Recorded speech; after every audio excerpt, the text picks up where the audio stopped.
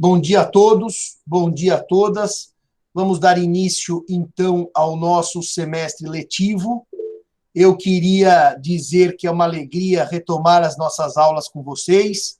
Confesso que esse período de férias estranhas, né? Porque de férias não tivemos nada, ficamos cada um nas suas casas e cada um cuidando da sua vida, então, realmente de férias não tivemos nada, mas é uma alegria muito grande retomar esse convívio com vocês e esse contato com vocês. Eu queria começar dizendo que nós, efetivamente, eu, o Marcelo, a Bruna, o Henrique, estudamos com atenção aos questionários que vocês nos responderam e aproveitamos esses questionários para efetivamente dar um upgrade no curso de acordo com os pedidos que vocês fizeram. Aqueles que não tiveram oportunidade, está lá no YouTube um vídeo meu em que eu abro os dados da pesquisa, os resultados da pesquisa, e eu discuto, então, e explico a minha percepção da pesquisa. A pesquisa demonstrou efetivamente que o nosso curso de Teoria Geral das Obrigações foi um curso que teve mais acertos do que erros. E eu digo isso porque simplesmente o fato de 110 alunos responderem a uma pesquisa sem identificação no Google Form já é um indício de sucesso, porque normalmente quando a gente pede para os alunos responderem, se o curso não vai bem, ninguém responde nada. E depois que os resultados que colhemos, a Bruna, eu, Marcelo e Henrique, foram muito, muito satisfatórios. Então, bom dia a todos que estão entrando agora. Então, o que nós vamos tentar fazer nesse semestre, e eu espero que com sucesso, é aproveitar a experiência bem-sucedida do semestre passado e aprimorá-la para esse semestre. Uma das coisas que nós mudamos, eu e a minha equipe, a partir dessas respostas de vocês aos formulários, é que nós resolvemos dividir o curso por módulos.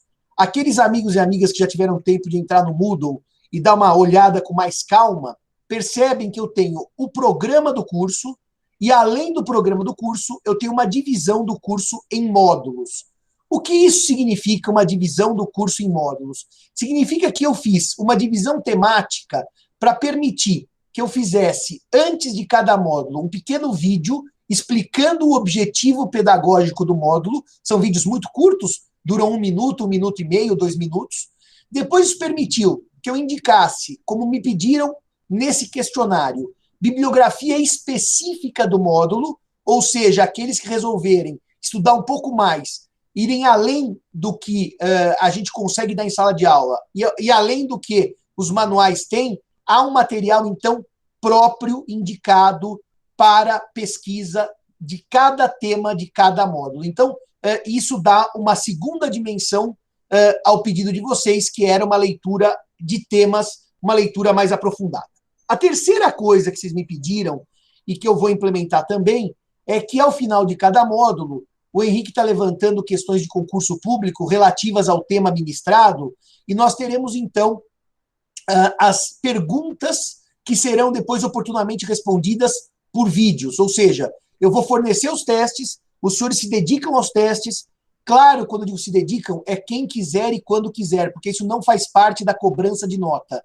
O aluno tem uma tarefa que seria a mais para ele desenvolver, se assim entender necessário.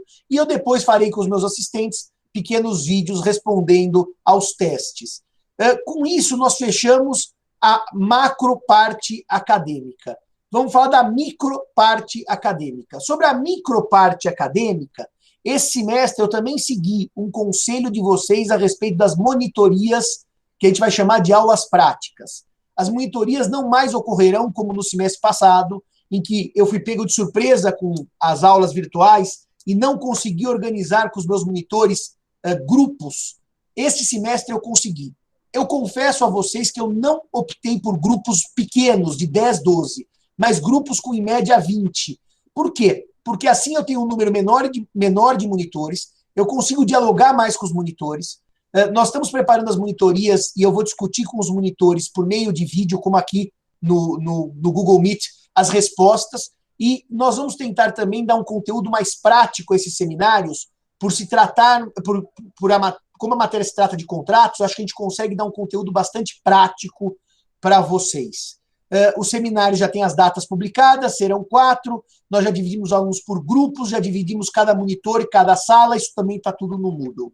Os senhores viram que não foi pouco o trabalho que nós tivemos nesse período de férias. Aliás, sobre a colocação do material no Moodle, eu também queria agradecer especialmente ao Henrique, que passou algum tempo, gastou algum tempo com isso. Bom, dito isto, nós decidimos, então, que os seminários valem 4 e a prova escrita, ao final do semestre, em data designada pela assistência acadêmica, vale 6. E, com isso, eu acredito que nós tenhamos suprido algumas das necessidades e sugestões que os senhores nos puseram. Comprei um microfone novo. O Kairala testou comigo ontem e diz assim, Simão, nem sei se está tão melhor que o outro. Se os senhores estiverem ouvindo bem, sem nenhuma dificuldade, podem falar aí no chat, que eu gostaria de saber, porque ao invés de usar o microfone da câmera, eu estou usando o microfone, vamos dizer assim, de mesa, né, que fica aqui ao meu lado. Então, eu também fiz isso porque os alunos disseram que quando eu dava as aulas na minha casa, havia um problema com o microfone. Bom, o que mais? Há uma opção que eu precisei fazer nesse curso, que é uma opção que, evidentemente, ela me deixa com alguma dúvida, que é a opção de usar ou não usar a lousa. Eu poderia, sim, comprar uma lousa ou colocar uma lousa no fundo da minha sala e dar aulas de pé, escrevendo na lousa. O Bunazar, por exemplo, faz isso no Damásio. Ele dá aula de pé escrevendo na lousa. O problema é que o Bunazar dá aulas gravadas e eu dou aulas ao vivo, com perguntas. Se eu estiver de pé, escrevendo numa lousa, eu não consigo ficar indo e voltando para minha cadeira. Seria uma coisa ridícula para mim e para a pedagogia do curso, seria péssimo. Então, eu continuei optando, pelo menos nas primeiras aulas, por usarmos o velho sistema. Eu sentado, ponho o material, vocês perguntam pelo chat e vamos conversando. Se por acaso as coisas correrem bem assim, eu também posso tentar colocar uma lousa e dar uma aula só com a lousa. A gente pode até fazer uma votação.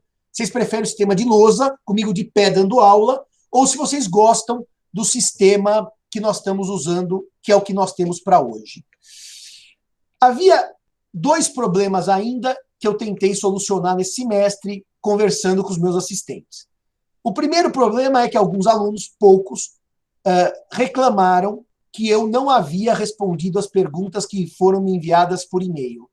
E eu realmente posso não ter respondido, porque eu posso ter perdido o e-mail, me atrapalhado, esquecido, o e-mail pode não ter chegado, mais provável que eu esqueci de responder mesmo. Então, nós criamos um mecanismo, que é um mecanismo dentro, que está lá no Moodle, em que os senhores vão mandar as perguntas, e as perguntas virão para mim, e nós vamos responder, e nós vamos ter um banco de perguntas e respostas, evidentemente, sem a identificação dos alunos. Com esse mecanismo, nós conseguimos suprir uma deficiência do curso passado, que foi a seguinte. Simão, você esqueceu de responder a minha pergunta. Você esqueceu de responder o que eu te perguntei. Dito isso, a sala 12 não está escrita no Moodle ainda? Então, na criação do Moodle, Henrique, tem que por lá, agrupar todas as salas. A gente dá uma olhadinha nisso, tá? Hoje ainda, e eu mando notícias para vocês, tá bom? Eu vou dar uma olhadinha no próprio Moodle e eu dou notícias para vocês. Bom, obrigado pela informação. Existe ainda um problema? Se tiver alguém sem grupo de seminário, eu peço que depois, ao final da aula, vocês mandem isso no Google Meet, se alguém ficou aqui no chat, que o Henrique, o Marcelo e a Bruna vão anotar os nomes, a gente inclui vocês. E eu vou dar uma olhadinha por que a sala 12 eventualmente está sem acesso ao Moodle. Eu vou dar uma olhada nisso. Henrique, por favor, depois lembre da gente fazer isso. Então, as perguntas vão ser respondidas por esse mecanismo que o Henrique criou e faremos um banco de perguntas com as respostas para que isso seja de acesso a todos. Então, eu ia pedir aos senhores que, antes de lançarem perguntas, olhassem as respostas anteriores, porque às vezes pode ter acontecido de uma dúvida já ter sido respondida. Um segundo ponto altamente relevante, e que esse tem a ver diretamente comigo, e que eu preciso dividir com vocês, é o seguinte. Os senhores sabem que essas aulas telepresenciais, ao vivo, online, à distância, são aulas extremamente cansativas para mim e para os senhores. Extremamente cansativas. Eu teria que dar essa aula em duplicidade. Tudo que eu estou falando aqui agora, eu iria ficar sentado mais 1h30 e repetir para outra turma. No semestre passado, eu optei por dar uma aula ao vivo e gravar a outra. Aconteceu o seguinte no semestre passado. Como eu dava as duas aulas às 7h25, a mesma turma sempre assistia ao vivo e a mesma turma sempre assistia gravada a aula. E eu achei isso injusto. Portanto, nesse semestre, eu darei terça às 7h25 e ela vai para o YouTube e vai ficar lá disponível para quem quiser assistir, no dia que quiser assistir e na hora que quiser assistir. E às quintas eu darei as aulas 9h15 da manhã, para permitir que a turma que não teve ao vivo às terças tenha ao vivo às quintas. Os senhores podem se perguntar, e os senhores já têm uma relação boa comigo o suficiente, eu tenho pelos senhores bastante afeto para lhes ser completamente franco. Simão, o certo não seria você dar 2 vezes a mesma aula? O certo seria eu dar 2 vezes a mesma aula sentado nessa cadeira, tá certo? Então, eu diria para vocês que num momento pandêmico e difícil como esse, que é um momento tecnicamente depressivo, eu estou dando o meu melhor. E o meu melhor nesse momento é não dar 2 aulas no mesmo dia, porque eu não tenho nem força física e nem costas que aguentem. Só para os senhores terem uma ideia, eu cancelei 99% de compromissos virtuais, congressos, palestras. Não darei uma aula virtual de pós-graduação. Eu só darei algumas palestras que não passem de 40 minutos, porque eu estou literalmente com fadiga virtual. Eu não aguento mais falar para a tela preta. Mas, senhores e senhoras, é o que nós temos para hoje, e nós temos isso de uma maneira que, graças à avaliação de vocês, eu reputo que foi bastante bem sucedido o curso passado. Então, se foi bem sucedido, é o que a gente consegue fazer nesse momento, e eu peço as minhas sinceras desculpas a vocês de não duplicar a aula, mas eu não tenho saúde nem força física para isso. Aliás, confesso aos senhores que eu passei a pandemia muito bem, produzi muito.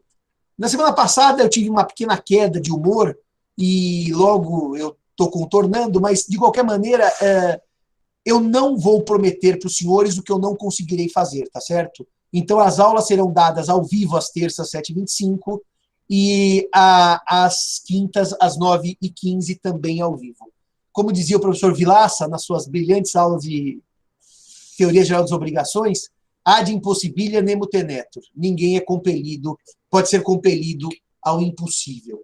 Dito isto tudo, vamos então agora entrar na vaca fria, que é o tema que nos traz aqui para esses nossos encontros, que é o tema da teoria geral dos contratos e de 4 espécies de contrato. 4 e apenas 4, porque as demais ficaram separadas para uma matéria.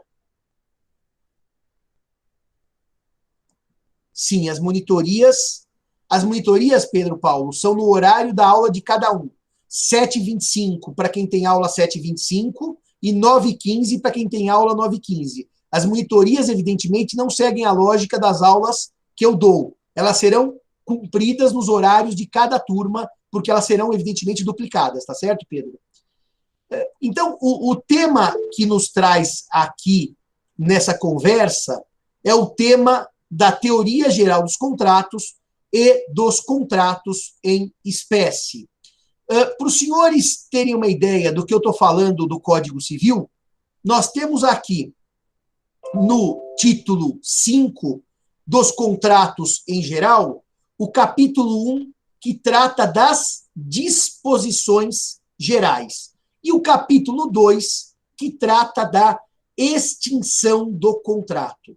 Estes são os artigos de teoria geral dos contratos. O primeiro é o 421, que trata da função social do contrato, e o último é o 480, que trata da onerosidade excessiva, da resolução por onerosidade excessiva.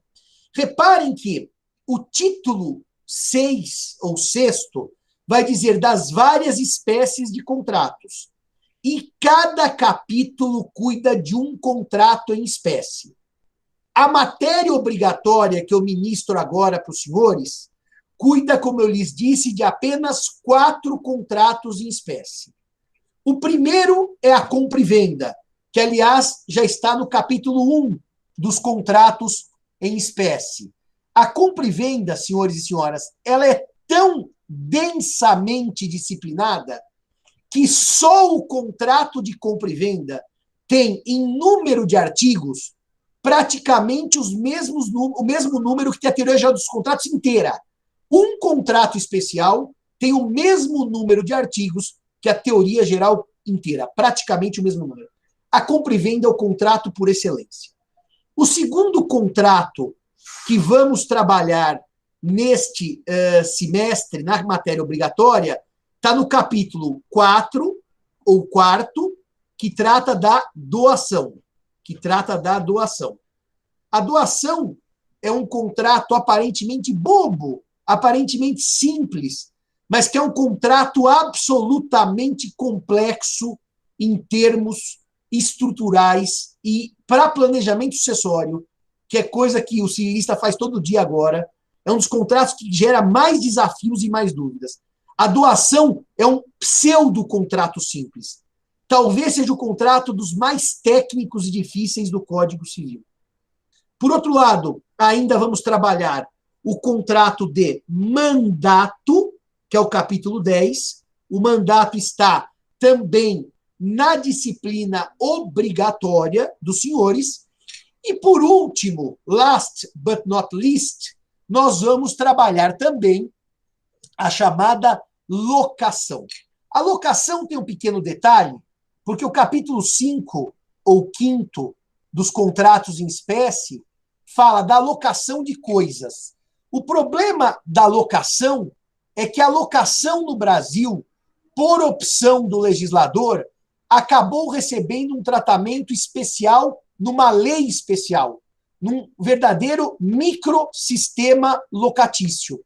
E essa lei especial, que trata da locação de imóvel urbano, tem muito mais aplicação prática que a locação do Código Civil, que é a locação de bens móveis e de alguns imóveis, mas deixa isso para lá, eu falo mais para frente. Então, no fundo, com relação à locação, eu vou gastar tempo na Lei 8245/91, que é essa que explodiu em problemas nos tempos de pandemia, que é essa que eu escrevi aquele artigo, esqueço a força maior e pensem na base do negócio, que é essa que gerou demandas infinitas Brasil afora. Portanto, este é o nosso esboço do nosso curso que se inicia na data de hoje. Eu fiz um pequeno cronograma que eu vou tentar cumprir. Se não cumprir e um dia houver um atraso meu ou eu acelerar um pouco, eu tento cumprir isso nos outros encontros. Aqui no cronograma, o nosso primeiro ponto, que é hoje, 18 de agosto, é a introdução ao contrato, a noção de contrato, o contrato e o negócio jurídico e uma parte histórica. É esse o tema que nós temos para trabalhar na aula de hoje. Meus queridos, feita a noção introdutória, sabendo que nós ultrapassamos semestre passado a teoria geral das obrigações, entramos nos contratos em espécie, e no semestre que vem, terceiro ano, primeiro semestre, nós esgotaremos alguns tipos contratuais e mais a responsabilidade civil e mais os atos unilaterais, nós estamos exatamente agora no segundo terço do livro das obrigações. O primeiro terço nós enfrentamos no semestre passado. O segundo terço nós enfrentamos agora. É verdade que agora nós enfrentamos o segundo terço capenga, porque muitos dos contratos em espécie estão em matéria optativa. E semestre que vem, com os atos unilaterais, mais alguns contratos e mais a responsabilidade civil, nós esgotaremos o terceiro terço em termos de obrigações. Porque daí depois o que vem, coisas, família e sucessões. Senhores e senhoras, tudo certo até aqui? Feita a introdução. Marcelo, Bruno Henrique, esqueci de falar alguma coisa para eles? Professor, acho que está tudo certo. Quero falar daquele assunto seu, Bruna. A Bruna Ah, me contou que participou, foi um seminário, né, Bruna? é o programa do pai, professor. Então, conta para os alunos, por favor, e fala das minhas decisões sobre isso. Professor, quer que abra a câmera? A câmera? Eu queria que você abrisse a câmera, sim. Então, acho que abriu, né? Então, olá todo mundo. Oi, professor, tudo bem? Primeiro, eu muito animada de conversar aqui com vocês. Eu vou falar um pouco sobre as monitorias do programa do PAI, que é o Programa de Aperfeiçoamento ao Ensino, que a gente tem na pós-graduação. Então, é como se fosse uma espécie de treinamento para a gente dar aula a vocês. Então, criar um caminho intermediário entre também os professores e os alunos. A gente tem que fazer um projeto ao final dessa semana de programa de aperfeiçoamento ao ensino, e eu fiz um projeto baseado num estudo muito legal que o GPA fez, um grupo de estudos sobre grupo de estudos da faculdade, né, sobre a participação das mulheres em sala de aula, etc. Foi até publicado esse estudo, eu posso colocar no Moodle se vocês quiserem. E com base nisso, eu criei um objetivo específico para as nossas monitorias, que é estimular a participação das meninas mais, tentando colocar mais mulheres na bibliografia, enfim, e outras coisas que a gente também conversou antes de iniciar as monitorias. Então, e vocês vão ver mulheres na bibliografia. Não é tão fácil, infelizmente, não tem tantas autoras assim, especialmente de teoria geral dos contratos e contratos.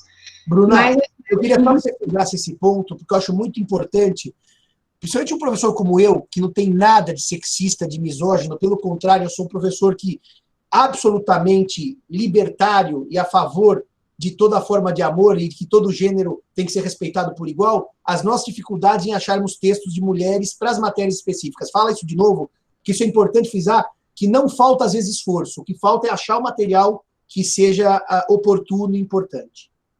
O que eu notei os autores clássicos, realmente, que a gente recorre muito em direito civil, especialmente, para autores antigos, que eu noto também, e mesmo para manuais, é muito difícil realmente encontrar obras femininas. O que eu estava até comentando com o professor e com o Kairala é que para temas mais específicos, por exemplo, eu conheço dissertações de mestrado, teses de doutorado de mulheres, e aí é mais fácil de encontrar realmente, até porque eu conheço essas mulheres.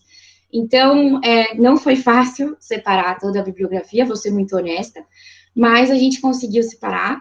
Então, isso, as mulheres estarem também preparadas antes da aula, lendo bibliografia, é um dos fatores que também estimula a participação feminina, porque em dados estatísticos, a gente viu que se as mulheres estudarem antes das aulas ou das monitorias, elas vão se sentir mais seguras para falar e elas acabam falando mais. Então, a minha dica para as mulheres em especial é para todos. Eu acho que todos têm que ler antes das monitorias e das aulas. Mas, para as mulheres, sabendo desses dados, assim, fiquem atentas a isso e para participar, e para ver também que tem mulheres que escrevem sobre teoria geral dos contratos, etc. Aliás, Bruna, podemos fazer uma nota aqui, que não é nada que está escondido, eu publiquei isso há anos, tá, na Carta Forense, mas há anos, antes de você ir na faculdade, que é uma das autoras que nós estamos indicando, que é a professora Judite Martins Costa.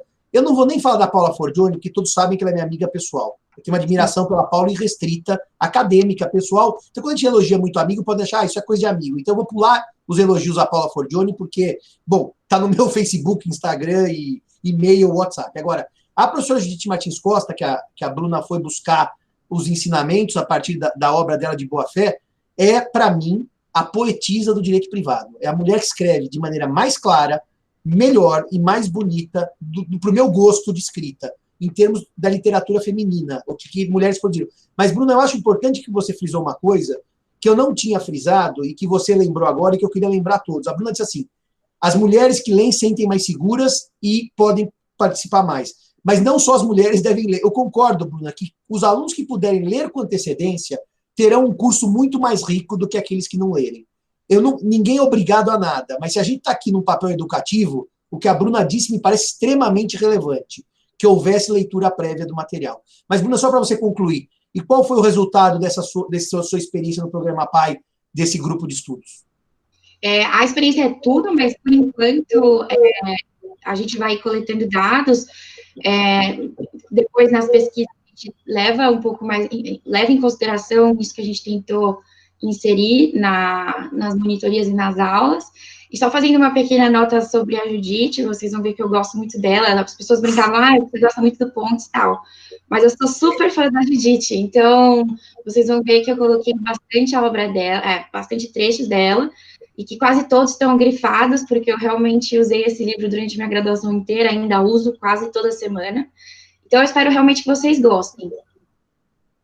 Obrigado, Bruna. Dito isto, eu agradeço a Bruna, ao Marcelo e ao Henrique pelo grande trabalho que tiveram para montar o nosso curso, e eu posso, então, dar início agora ao tema, que é o tema dos contratos, tá certo? Agora, professor. Agora o Marcelo quer falar. Quer dizer, o cara, mal eu acabo de agradecer, ele quer dar palpite. Fala, Marcelo. Não é dar palpite, é que eu e a Bruna, a gente precisa falar que hoje ambos somos monitores PAI, então a gente tem esse dever de avisar os alunos que estamos em atividade vinculada à USP também na monitoria, e especialmente quanto à sua matéria. Então, era só essa notinha que eu precisava fazer. O Marcelo quis fazer um disclaimer que agora ele não é mais um outcast, nem a Bruna, são os dois membros do programa de aperfeiçoamento ao ensino e à docência. Obrigado, Marcelo, e obrigado, Bruno, e obrigado, Henrique, pelo trabalho que tiveram. Aliás, como eu digo sempre, se eu não tivesse equipe, o curso não seria o que ele é. Bom, falar dos contratos, meus senhores, e falar dos contratos, minha senhora. O contrato é minha paixão, é o meu vício desde o início. Aliás, eu até deixei separado aqui a minha dissertação de mestrado, que eu publiquei pela Atlas em 2003, um livro que já está esgotado, não é marketing nenhum, está fora de mercado, vocês nem acham para comprar. A editora tinha lá uns 50 e me deu, está aqui no meu escritório, que eu distribuo para dar de presente. Mas o dia que eu sentei numa cadeira de 5º ano, a Tereza Ancona Lopes, minha orientadora, estava dando aquela matéria chamada Direito Civil Aplicado.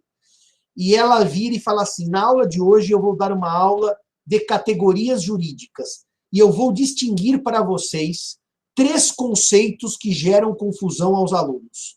Erro, como vício do consentimento, vício redibitório, como vício oculto da coisa, e inadimplemento contratual. E a Tereza deu esses 3 exemplos, essas 3 categorias, e eu disse, é sobre isso que eu quero escrever no meu mestrado. Eu estava no meu 5º ano, eu saí da aula e preparei o projeto e mandei para a Tereza. Naquele dia, minha paixão pelos contratos passou a ser indelével, inescondível e inenarrável. Eu sinceramente acho que nenhum advogado, juiz, promotor ou estudante de direito possa passar a graduação sem ter uma noção sólida de contrato. O contrato é o instrumento que a sociedade utiliza com tanta frequência que eu posso dizer aos senhores que, se não fosse a existência do contrato, nós teríamos que repensar o modelo social. Aliás, imaginemos uma sociedade muito primitiva. Imaginemos uma sociedade, aquela que o Harari narra, enquanto ainda o homem sequer tinha se fixado à terra. Ele ainda era só caçador e não era ainda agricultor.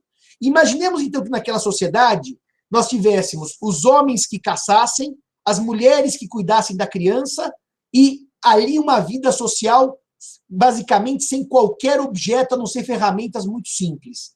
Evidentemente que numa sociedade primitiva, com uma vida absolutamente simples, em que não há trocas quase nenhumas, o contrato é de total inutilidade. Mas a partir do momento em que eu começo a ter especialização, então o homem vira agricultor e tem certa comunidade humana que planta trigo e certa comunidade humana que planta soja. E a que plantou trigo não tem soja, a que plantou soja não tem trigo.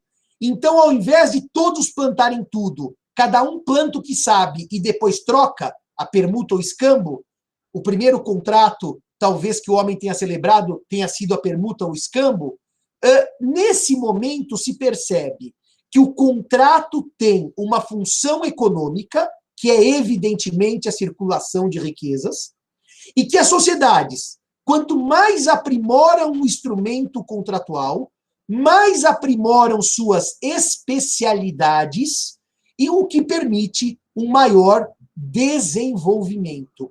Ou seja, o Harari faz uma nota sobre a moeda, que eu faço a mesma nota sobre o contrato.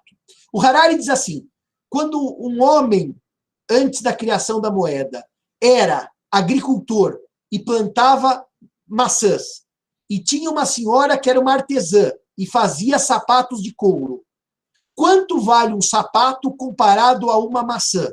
É 1 por 1? É 3 para 1? É 10 para 1? O Harari no Sapiens vai dizer uma coisa interessantíssima, que antes de existir o dinheiro como valor universal, havia um sério problema na circulação de riquezas, que eu não sei quantas maçãs vale o par de sapato. Afinal, o sapato é muito mais trabalhoso do que a maçã, que eu posso simplesmente colher da árvore e entregar à senhora que era a artesã que fazia sapatos. Então, Harari diz que a invenção da moeda foi um importante impulso para que a economia prosperasse e chegasse no que chegou. Eu digo a mesma coisa do contrato. Se contrato não houvesse, eu não consigo imaginar um sujeito que dá aulas de direito civil e não sabe plantar, não sabe colher, não sabe da sua própria saúde, não sabe cozinhar. Eu teria morrido de fome muito antes de ser professor de direito civil, tá certo? Aliás, de fome e de asma, que eu tinha uma asma violenta na minha infância. Então, o contrato é exatamente um instrumento que permite às sociedades a especialização, porque as trocas passam a ser regidas por uma lei firmada pelas partes, uma lei construída pelas partes. Os senhores vão ver comigo, se não na aula de hoje, na aula de quinta-feira, que eu vou explicar aos senhores como os romanos deram um pulo entre um sistema pelo qual o acordo não vincula para um sistema ao qual o acordo vincula. Nós vamos ver isso com vagar numa aula próxima. Mas o que eu queria dizer para os senhores sobre o contrato, nessas noções iniciais, é que o contrato, então, é inegavelmente um instrumento importantíssimo de troca, de circulação de riquezas.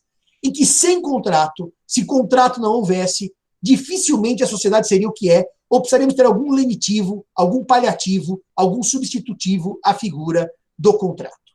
Se a gente pensar numa digressão histórica, voltando aí 200 anos, o contrato atinge o seu ápice em termos de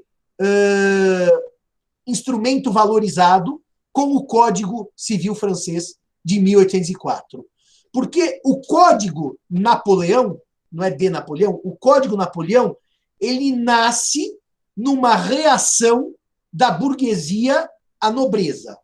A burguesia tinha por lei os chamados costumes. O costume da Bretanha, o costume de Paris, o costume da Normandia, e os costumes, portanto, eram leis consuetudinárias, criadas pela nobreza e para a nobreza, e não atendiam à finalidade burguesa, que afinal o terceiro estado estava na água, como os senhores sabem, até ocorrer a Revolução Francesa.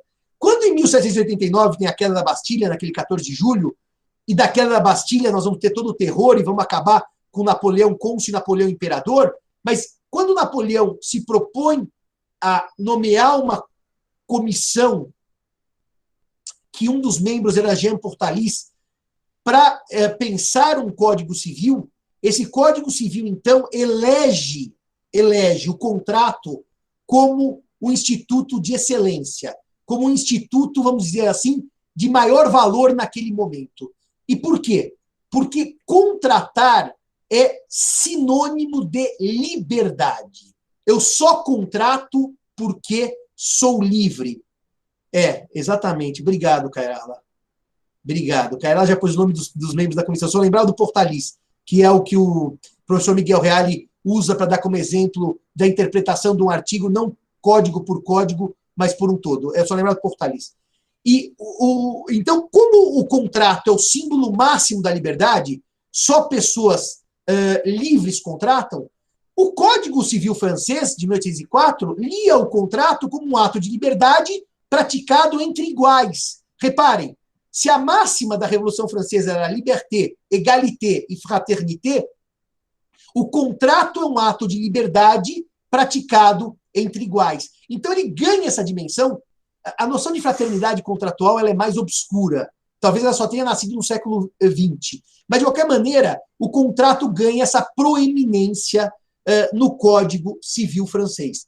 E aí, senhores, é o ápice da chamada autonomia da vontade, em que, na verdade, por sermos livres e iguais, o que nós contratamos deve ser cumprido.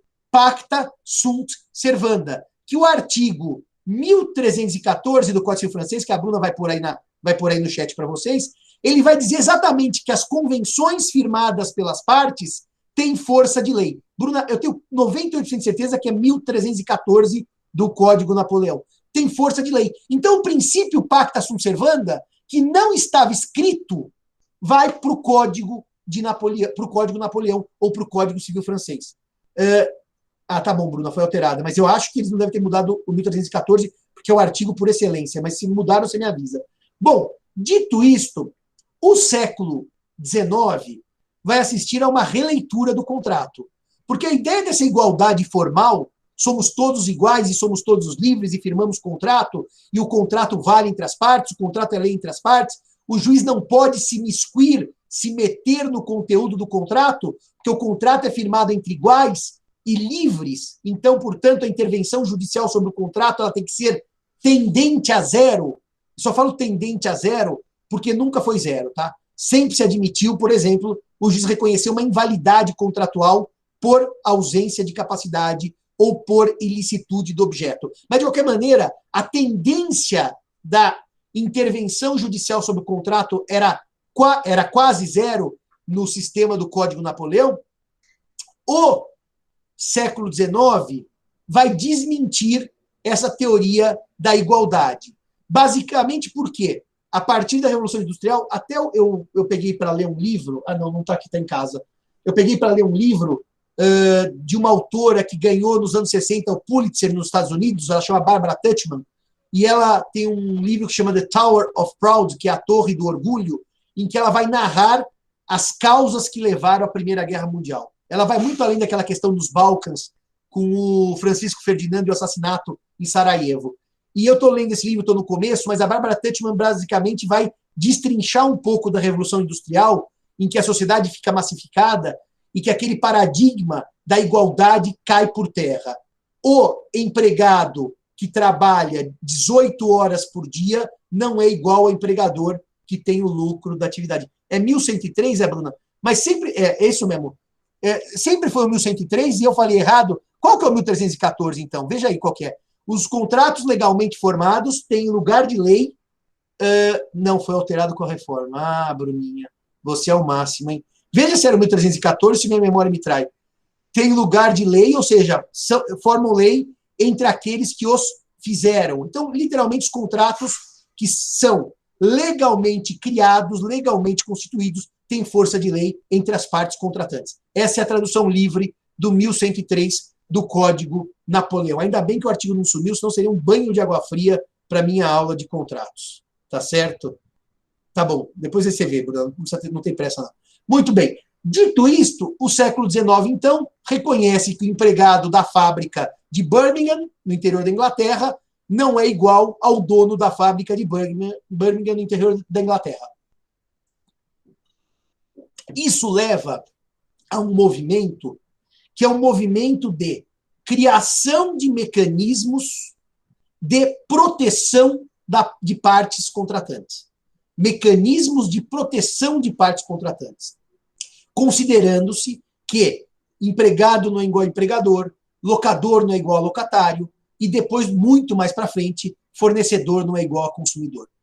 O primeiro mecanismo de proteção dos desiguais, o primeiro, é a criação de microsistemas. Quando o Código Civil francês diz que somos todos iguais e porque somos livres, o contrato vale porque assim combinamos, quando eu crio um microsistema, e aqui eu começo a pensar numa noção de ordem pública contratual, esse microsistema vai dizer não pode. Não pode, não vale, é nulo. E a ideia do não pode, a ideia do não vale, a ideia do é nulo, ela vai, no fundo, fazer o quê? Eu vou até pegar a lei, que eu estou dando aulas de lei do inquilinato, eu quero mostrar para vocês o nulo na lei do inquilinato. O não vale, não pode, é nulo, no fundo, meus amigos e minhas amigas, não é nada mais, nada menos do que uma limitação da autonomia da vontade. É dizer assim, vocês são livres e podem contratar validamente. E o contrato é lei entre as partes. Mas há limites. Então, o artigo 45 da Lei do Inquilinato, que é uma lei que nós vamos trabalhar nesse semestre, ele vai dizer: são nulas de pleno direito, as nulas, nulidade absoluta, artigo 166 do Código Civil, as cláusulas do contrato de locação que visem a elidir os objetivos da presente lei, notadamente, e ele descreve, então, as hipóteses de nulidade. Se os senhores quiserem ver como os microsistemas eles restringem a autonomia privada, o CDC, deixa eu pôr aqui para os senhores, o CDC, ele vai seguir a mesma ideia no seu artigo 51. Querem ver o 51? O que ele vai dizer?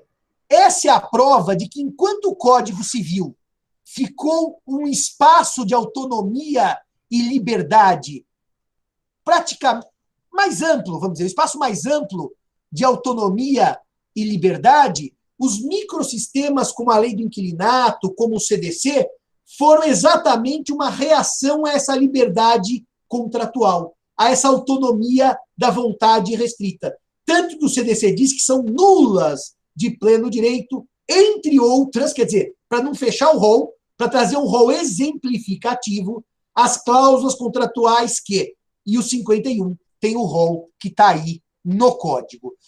Portanto, meus amigos e minhas amigas, a primeira reação do sistema para se evitar, para se reconhecer a desigualdade e se evitar abuso de um contratante com relação ao outro, foi a criação de microsistemas, tirando certos artigos do bojo do Código Civil e disciplinando-os por lei especial. No Brasil, o fenômeno é tão antigo, que no tempo de Getúlio Vargas, a Bruna estudou isso no seu TCC, na sua tese de laurea, o Getúlio criou pelo menos 2 diplomas para tirar o conteúdo contratual da esfera do Código Civil, e os 2 foram o Decreto 58/37, que cuidou do loteamento, de lotes, tá? Decreto 58/37. E o segundo diploma é a chamada Lei de Luvas, que é um decreto 24 alguma coisa, que trouxe para o inquilinato de imóvel urbano regras especiais. Ou seja, na década de 30 e de 40, o Brasil adotou esse modelo de intervenção sobre o conteúdo do contrato por meio de microsistemas, por meio de leis especiais. Tanto é verdade que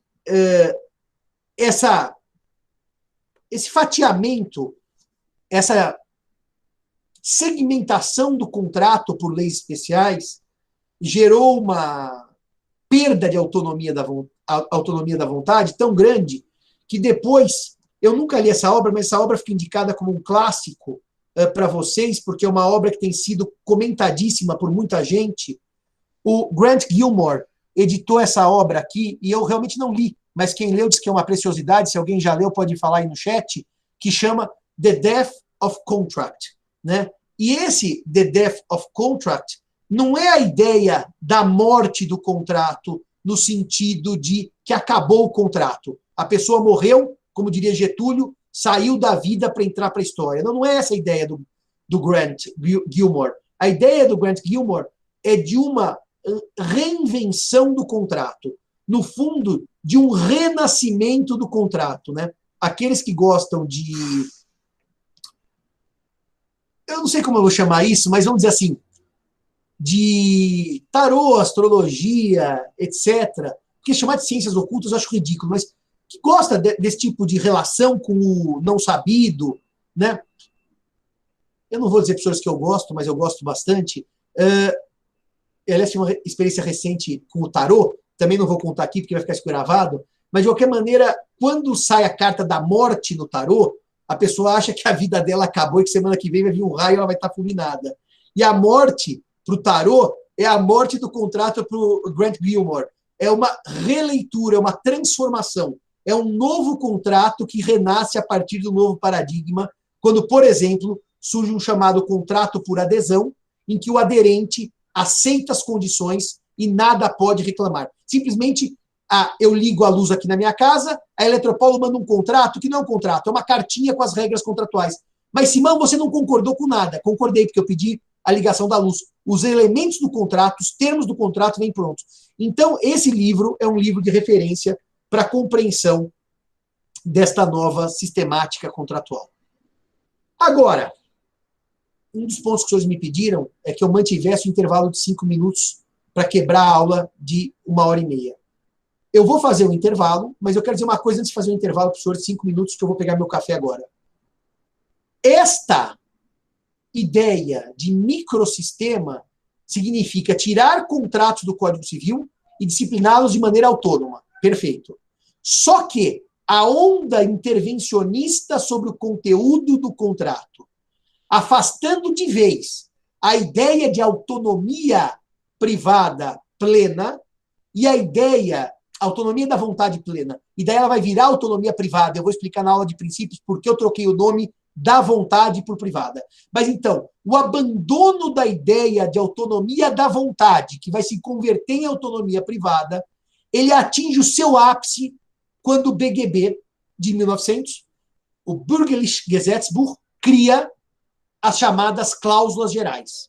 E basicamente cria o parágrafo 242, que trata da boa-fé objetiva, em alemão Treu und Glauben.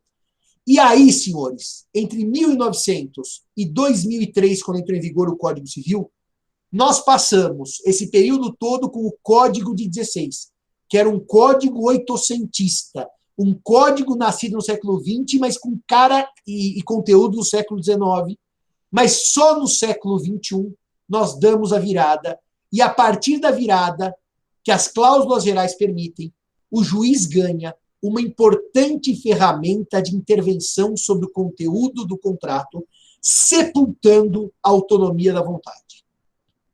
O Cairala já está nervoso e vai falar assim, mas senão você não falou da lei da autonomia privada, da lei da... Como chama a lei, Cairala? Do Bolsonaro? Liberdade econômica. Obrigado. Da liberdade econômica. Eu vou falar disso na sequência, sobre o que fez o Código de 2002 e a sua releitura em 2019 pela liberdade econômica. Os contratos legalmente celebrados têm força de lei em relação às suas partes. É exatamente isso que disse a Bruna. Porque, se as partes que les ont fait, aqueles que o celebraram, aqueles que o fizeram. Então, é exatamente isso. Obrigado, Bruna. Obrigado, Cairala. Obrigado a todos. 5 minutinhos de intervalo e o professor Simão já regressa.